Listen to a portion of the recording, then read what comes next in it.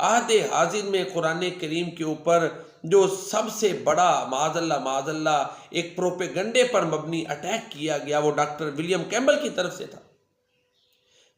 کہ جس نے اس حوالے سے کتاب لکھی اور مسلم امہ کو چیلنج کیا، اور معاذ اللہ سو کالڈ اس کے جھوٹے جو بیانی اور نظریات تھے ان کو اس نے بنیاد بنایا، فرضیوں کو بنیاد بنایا، اور یہ ثابت کرنے کی کوشش کی معاذ اللہ کہ قرآن سائنس سے ٹکراتا ہے۔ تو یہ ڈاکٹر ذاکر نائک حافظہ اللہ کا بہت بڑا کارنامہ ہے۔ اللہ نے ان سے یہ کام لیا کہ ڈاکٹر ولیم کیمبل کے جو جھوٹے فرضیے تھے قرآن کریم کے خلاف، ان کا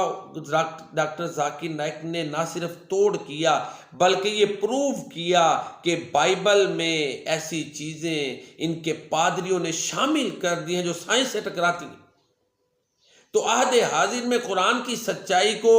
بہترین طریقے سے پوری مسلم امہ میں جس نے پیش کیا وہ یہ اللہ کا بندہ ہے۔